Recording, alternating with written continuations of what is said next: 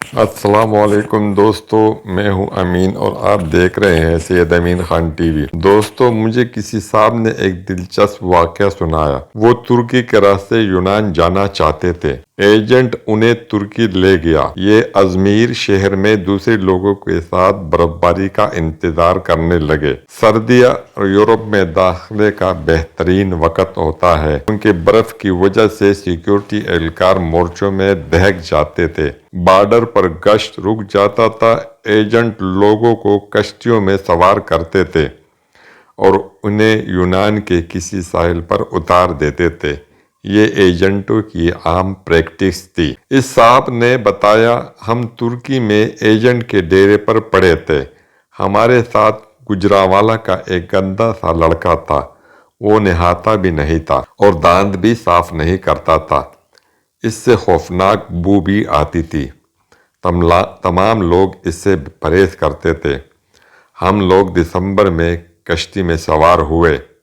ہم میں سے کوئی شخص اس لڑکے کو ساتھ نہیں لے جانا چاہتا تھا۔ ہم نے اسے روکنے کی کوشش کی لیکن وہ رونا شروع ہو گیا۔ ایجنٹ کے پاس وقت کم تھا، چنانچہ اس نے اسے ٹھڈا مار کر کشتی میں پھینک دیا۔ کشتی جب یونان کے حدود میں داخل ہوئی تو یونانی کوسٹ گارڈ ایکٹیو تھے۔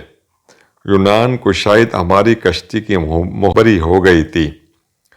ایجنٹ نے مختلف راستوں سے یونان میں داخل ہونے کی کوشش کی مگر ہر راستے پر کوسٹ گارڈ موجود تھے۔ اس دوران اس لڑکے کی طبیعت خراب ہو گئی۔ وہ الٹیاں کرنے لگا۔ ہم نے ایجنٹ سے احتجاج شروع کر دیا۔ ایجنٹ ٹینشن میں تھا۔ اسے غصہ آ گیا۔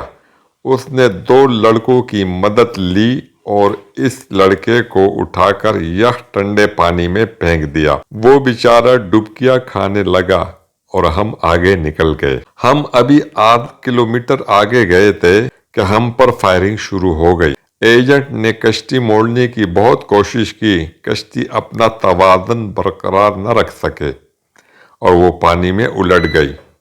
ہم سب پانی میں ڈبکیاں کھانے لگے۔ میں نے خود کو سردی، پانی اور خوف کے حوالے کر دیا۔ جب میری آنکھ کھلی تو میں اسپتال میں تھا۔ مجھے اسپتال کے عملے نے بتایا، کشتی میں سوار تمام لوگ مر چکے ہیں، صرف 2 لوگ بچے ہیں۔ میں نے دوسرے زندہ شخص کے بارے میں پوچھا۔ ڈاکٹر نے میرے بیڈ کا پردہ ہٹا دیا۔ دوسرے بیڈ پر وہی لڑکا لیٹا تھا جسے ہم نے اپنے ہاتھوں سے سمندر میں پھینکا تھا۔ سمندر کی لہریں اسے دھکیل کر ساحل تک لے آئی تھی۔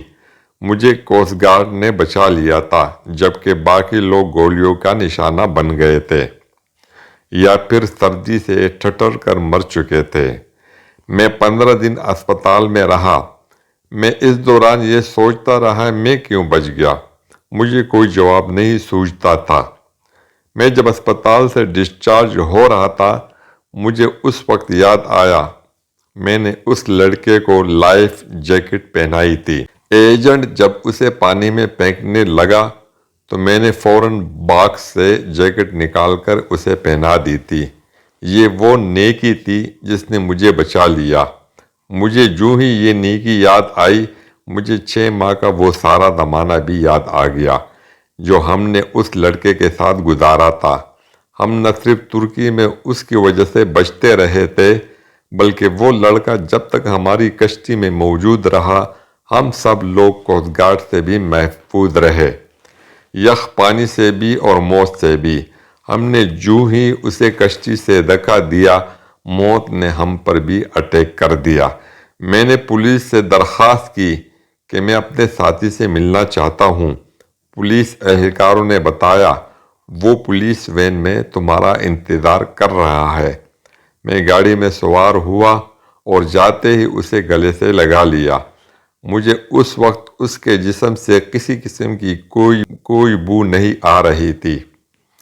تب مجھے معلوم ہوا میرے ساتھیوں کو دراصل اس کے جسم سے اپنی موت کی بو آتی تھی۔ یہ ان لوگوں کی موت تھی جو انہیں اس سے الگ کرنا چاہتی تھی، اور وہ جو ہی الگ ہوئے سب موت کی آغوش میں چلے گئے۔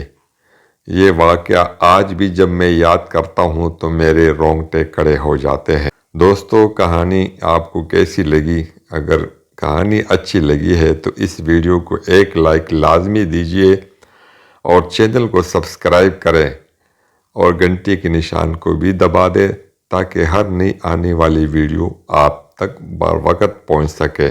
میں اس قسم کی دلچسپ ویڈیوز آپ کے لیے لاتا رہوں گا۔ ایک نئی ویڈیو کے ساتھ آپ کے خدمت میں دوبارہ حاضر ہو جاؤں گا۔ تب تک کے لیے اجازت دیجیے۔ اللہ نگہبان۔